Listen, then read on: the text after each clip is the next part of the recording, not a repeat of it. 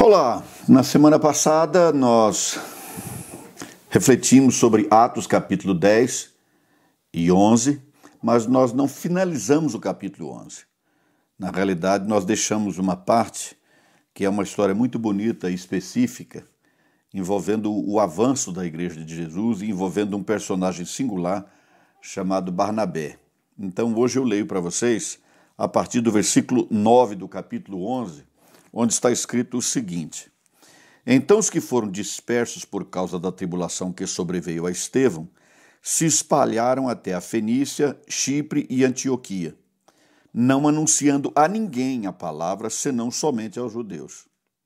Alguns deles, porém, que eram de Chipre e de Cirene, e que foram até Antioquia, falavam também aos gregos, anunciando-lhes o evangelho do Senhor Jesus. A mão do Senhor estava com eles, e muitos, crendo, se converteram ao Senhor. A notícia a respeito deles chegou aos ouvidos da igreja que estava em Jerusalém, e enviaram Barnabé até Antioquia. Tendo ele chegado e vendo a graça de Deus, alegrou-se e exortava a todos a que, com firmeza de coração, permanecessem no Senhor. Porque era um homem bom, cheio do Espírito Santo e de fé, e muita gente se uniu ao Senhor. E partiu Barnabé para Tarso à procura de Saulo, tendo-o encontrado, levou-o a Antioquia, e por todo um ano se reuniram naquela igreja e ensinaram numerosa multidão. Em Antioquia foram os discípulos pela primeira vez chamados cristãos. Em Antioquia foram pela primeira vez os discípulos de Jesus chamados de cristãos, ou seja, povo de Cristo. Mas antes de falarmos sobre o que eu considero aqui, para hoje, pelo menos, o meu assunto principal, que é essa identidade dos cristãos, eu vou falar um pouco sobre Barnabé. Porque Barnabé, indiscutivelmente, é a figura central desses versículos que nós acabamos de ler. Nós vamos encontrar a primeira referência a Barnabé ainda em Atos 4, quando a igreja, no seu começo, viveu aquela experiência inusitada de que as pessoas vendiam as suas propriedades e bens e entregavam tudo aos apóstolos. Muita gente fez isso, mas Lucas fez questão de registrar que Barnabé, que era chamado na verdade José, que era natural da cidade de Chipre, Barnabé foi um deles, que vendeu, tinha um campo, vendeu e entregou aos discípulos. O Espírito Santo fez questão de registrar esse nome.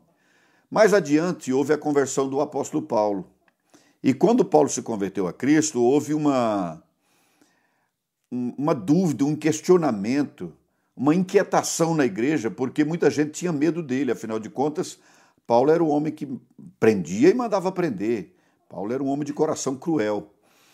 Mas ele, depois da conversão, naturalmente, teve a sua vida mudada e começou a pregar o evangelho e foi fazer uma visita a Jerusalém. Chegando lá, até os próprios apóstolos tinham dúvida em relação à pessoa do apóstolo Paulo.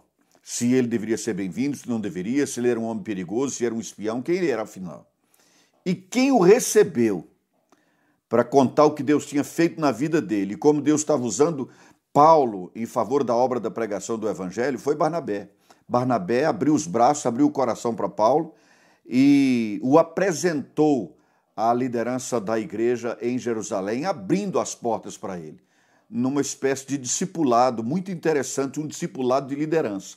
Ele foi abrindo as portas. E nesse texto aqui, a palavra do Senhor diz que quando houve a perseguição, ali Estevão foi morto e a igreja foi perseguida e ela se espalhou, ela saiu finalmente de Jerusalém e saiu pregando o evangelho, eles saíram pregando aos judeus. Mas da cidade de Chipre, curiosamente da cidade de Barnabé, algumas pessoas começaram a pregar também aos não-judeus, pregar aos gentios.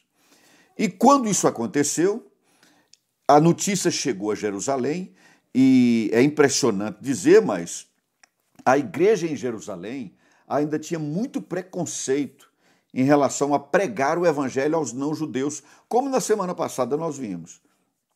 Nós temos histórias no Novo Testamento que mostram isso, que Deus claramente não faz acepção de pessoas, mas os judeus convertidos ainda tinham dificuldade de aceitar isso.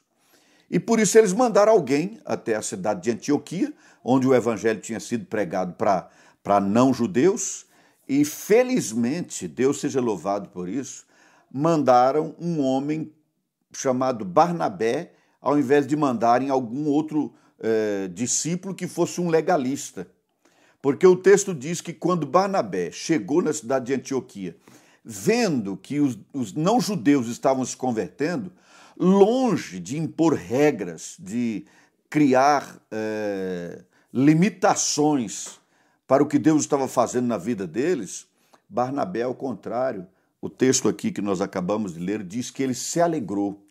Se alegrou porque ele viu a graça de Deus, ele entendia muito bem o evangelho. E depois, na sequência, o texto diz que, estando lá, estando já com a igreja, tendo tomado ciência de tudo o que estava acontecendo, Barnabé tomou uma decisão sábia.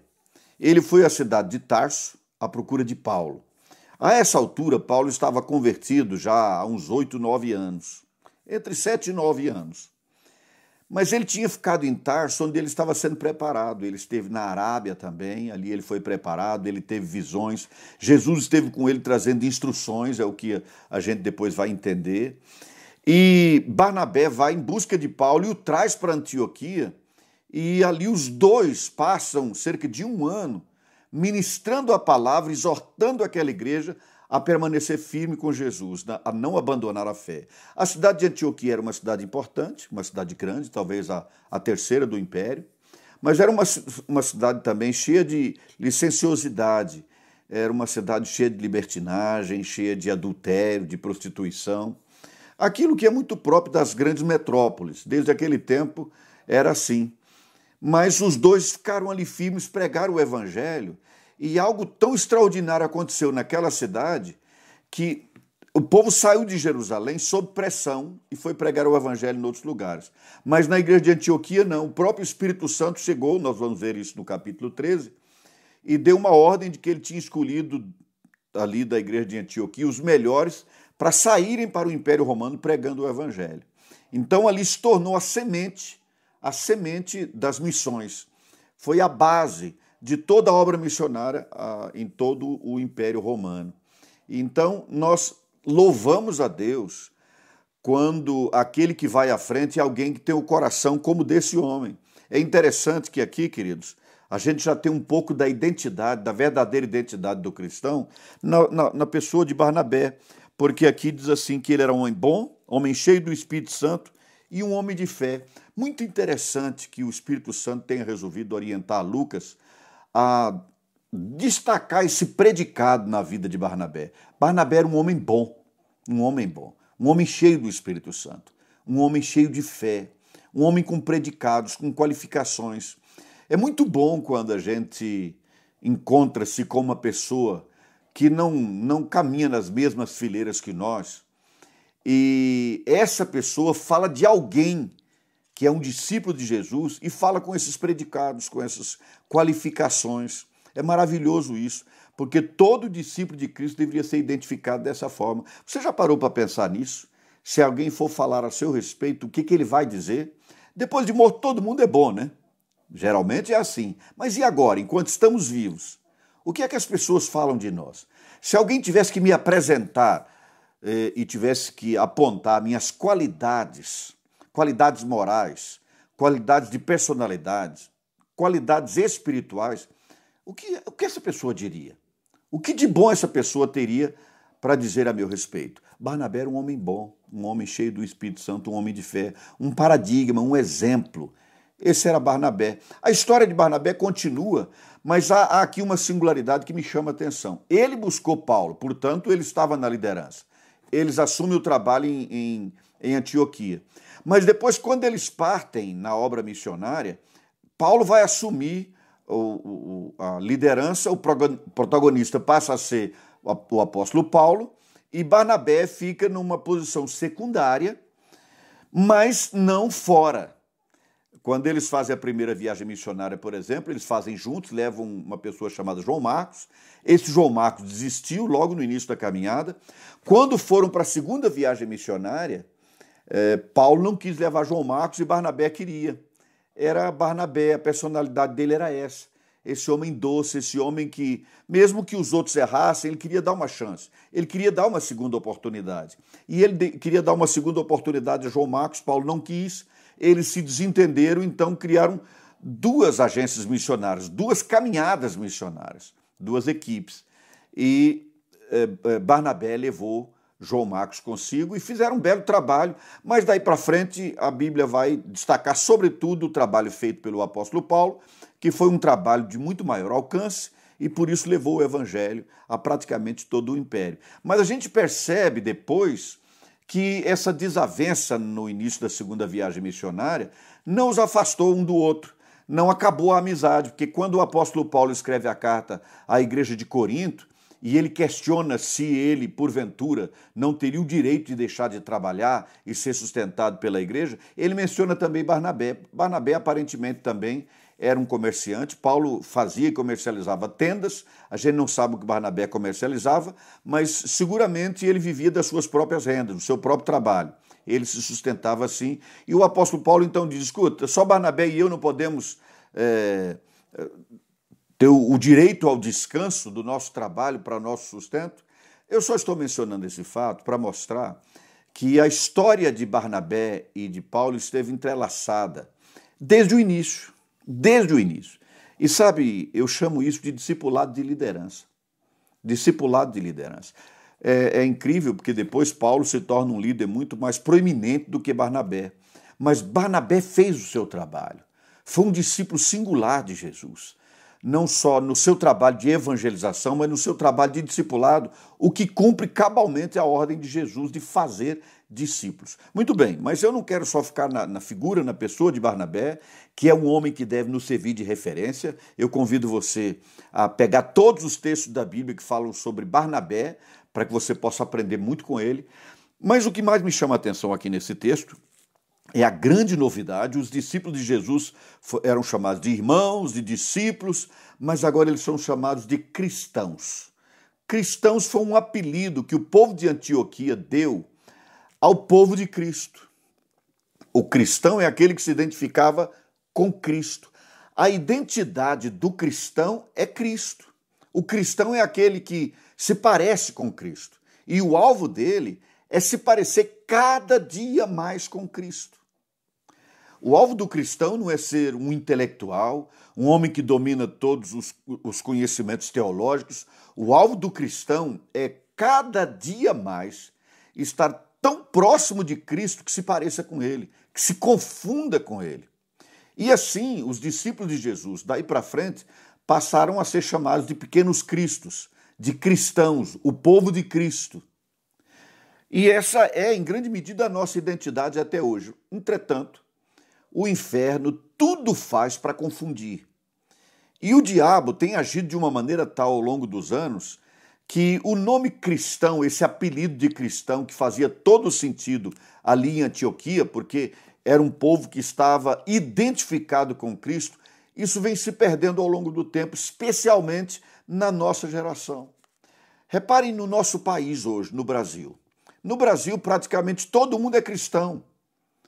Todo mundo é cristão. O pastor é cristão, o pai de santo é cristão, o padre é cristão, a prostituta é cristã, o homem de negócio é cristão, todo mundo é cristão. O espírita, o católico, o evangélico, o protestante, todos são cristãos.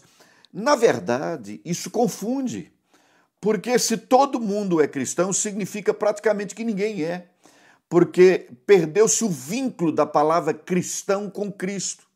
Hoje está muito mais vinculado a um movimento, os cristãos que acreditam nisso e nisso, ou os evangélicos que se identificam com as suas denominações, ou que se identificam com determinados segmentos políticos.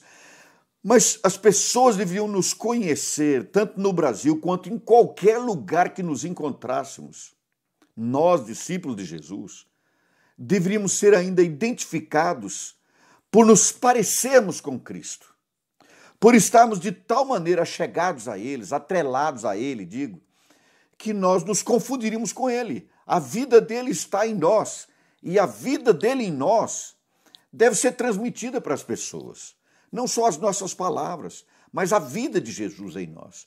Então, eu chamo a atenção de vocês hoje para a necessidade premente de voltarmos a buscar essa identidade.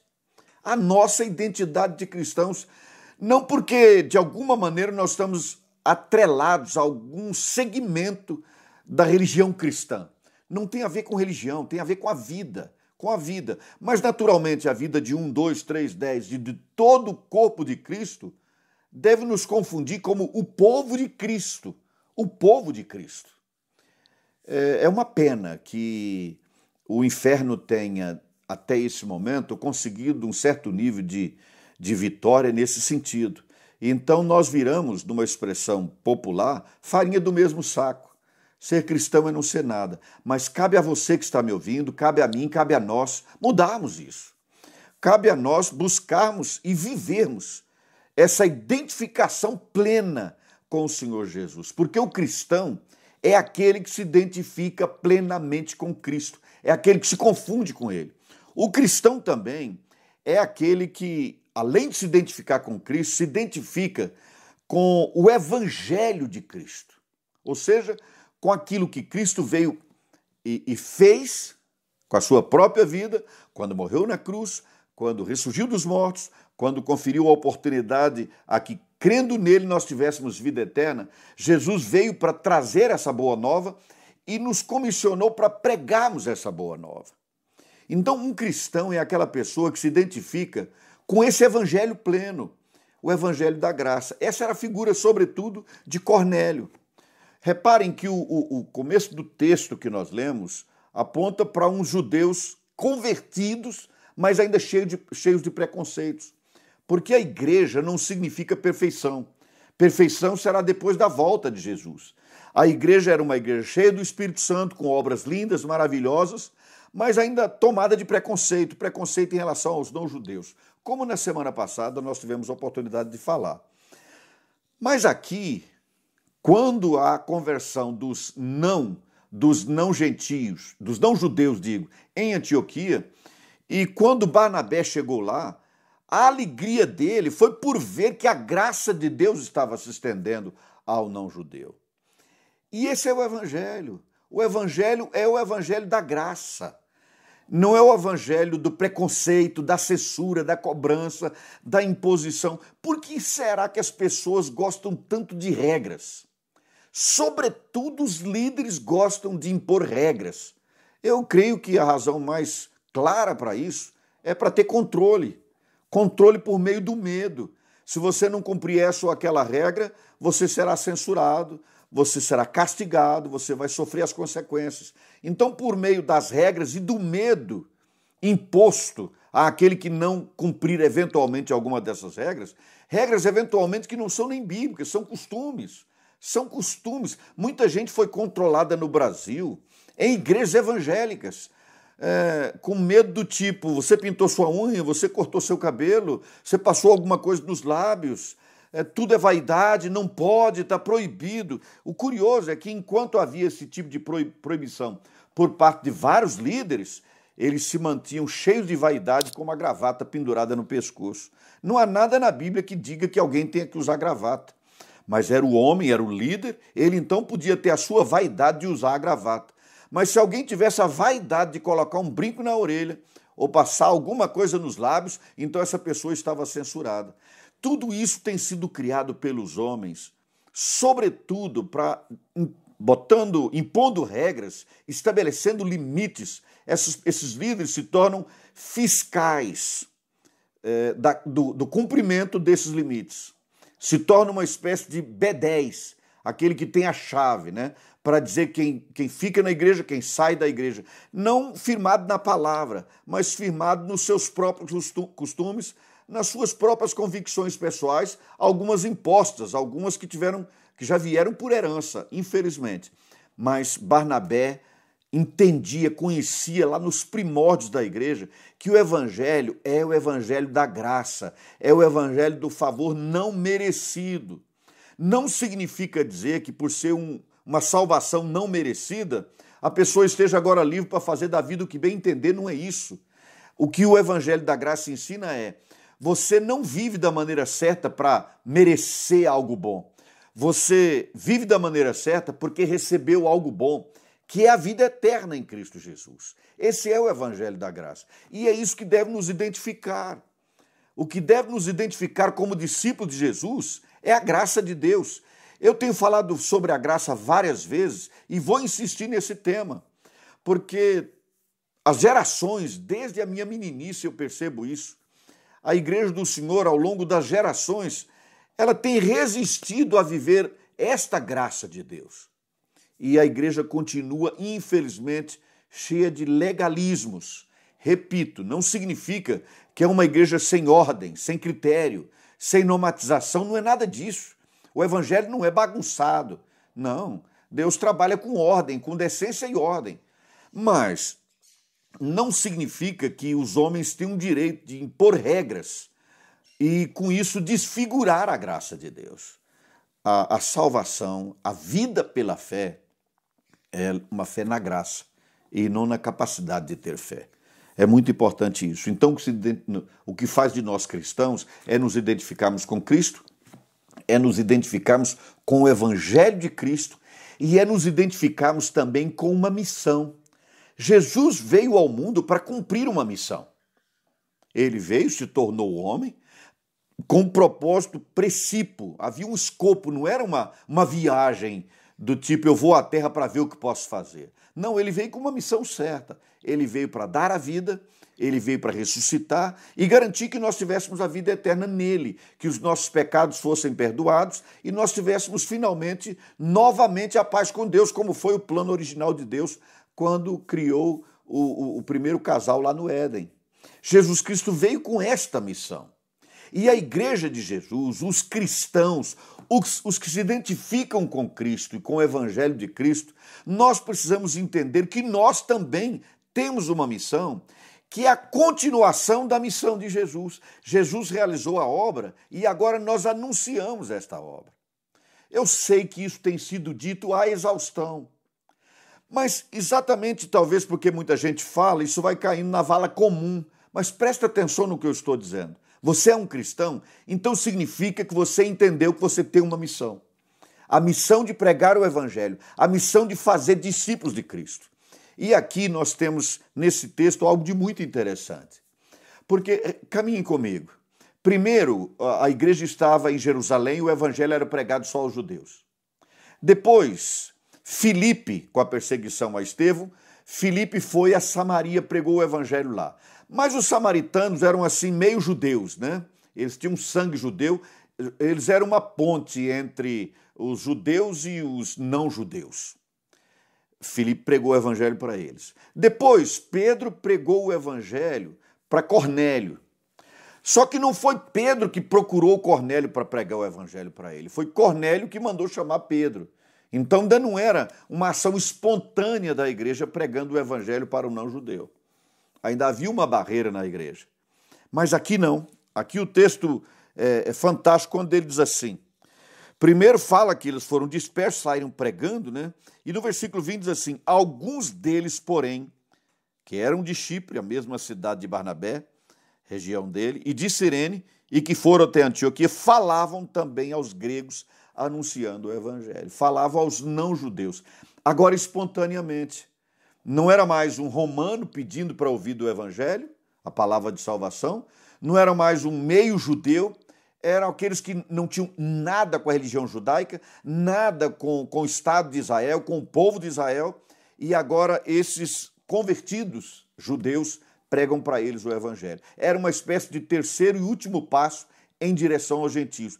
Primeiro samaritanos, depois Cornélio, mas Cornélio foi ele que pediu para ouvir, e agora esses que saem espontaneamente pregando o evangelho. E essa passa a ser uma marca da igreja de Antioquia, uma igreja que espontaneamente prega o evangelho de Jesus. E nós precisamos também do resgate disso, mas para que isso aconteça, há algo de muito importante aqui. O texto diz alguns. É muito interessante dizer alguns, porque se houve a construção de um templo, por exemplo, lá em Antioquia, e foi erguida uma pedra fundamental, uma placa de lançamento, etc., o nome desses evangelistas jamais constou daquela placa. Esses nomes não podem ser encontrados, mas seguramente esses nomes estão no coração de Deus. E é assim que a igreja deve avançar, é assim que nós somos cristãos. Nós somos cristãos de verdade quando nós entendemos que temos uma missão para a glória de Jesus. Não é para promover o meu nome, o seu nome, o nosso nome, mas é para promover o nome de Jesus. Não importa quem vai ter o crédito. Aliás, para nós importa que o crédito seja de Cristo. E é indiscutível que na nossa geração, uma das dificuldades para que a igreja se confunda efetivamente com Cristo a ponto de sermos efetivamente, legitimamente chamados de cristãos, é que há muitas pessoas preocupadas excessivamente em ter o seu nome em alguma placa, algum tipo de reconhecimento, algum tipo de parabenização. E os que se identificam efetivamente com Cristo não vivem assim. Os cristãos são aqueles que se identificam com Cristo. Os cristãos são aqueles que se identificam com o Evangelho de Cristo. Os cristãos são aqueles que se identificam com a missão confiada por Jesus aos seus discípulos de pregarmos o Evangelho, de fazer discípulos. Fazer discípulos. Pode parecer contraditório o que eu estou dizendo, porque no começo da reflexão eu chamei a atenção de vocês para o nome de Barnabé. E, de fato, os nomes importam, mas o que importa aqui, e o texto não menciona o nome de Barnabé, para chamar a atenção sobre ele, mas para a obra que ele realizava, para o trabalho que ele fez. A nossa geração é uma geração de estrelas. Muitas pessoas querem fazer parte daquela igreja cujo líder elas podem mencionar o nome e quem ouvir vai dizer, conheço muito bem. Não interessa o nome. Alguns foram e pregaram, ninguém sabe o nome deles, mas eles foram o alicerce, foram a base, o início da igreja que finalmente, depois de décadas, finalmente entendeu que o Evangelho de Jesus, sem preconceito nenhum, deveria ser pregado a todas as pessoas em todos os lugares. Então guarde isso no seu coração. O inimigo quer tirar de nós essa identidade, mas nós devemos resgatá-la, nos parecendo cada vez mais com Jesus, nos identificando com a mensagem de Jesus, que é o Evangelho, e nos identificando e cumprindo cabalmente, com fidelidade, sem importar com estrelismo, sem importar em ter um nome na placa, nos identificarmos com esta missão que Jesus nos deu, privilégio para nós, honra para nós, de fazermos novos discípulos de Jesus por onde andarmos. E que toda a glória seja de Jesus, que o nome exaltado, que o nome lembrado seja o de Jesus. Nós somos cristãos por causa de Jesus e da obra dele, não é por nossa causa. É preciso que isso seja resgatado, a identidade do povo de Deus. Nós não estamos fazendo isso para que as pessoas olhem para nós e digam que nós somos o máximo. Nós vamos fazer isso porque é o que Deus espera de nós. É o que Jesus espera de nós. E é vivendo assim e agindo assim, com essa consciência, que o mundo vai saber que o evangelho que nós pregamos é sério e verdadeiro. Pensa nisso, é muito importante. Deus abençoe você, tenha uma semana abençoada, uma semana feliz. Na célula dessa semana, lembre-se de que você não será só um ouvinte, você deve participar. Dê a sua opinião, tire a sua dúvida, participe. Não tem participado da célula? Então eu exorto você a fazê-lo, porque para o seu bem, para o seu crescimento, a célula vai ajudar muito você a se parecer cada dia mais com Cristo, se identificar com Jesus e ser um cristão. Deus te abençoe. Muito obrigado. Fique na paz de Jesus.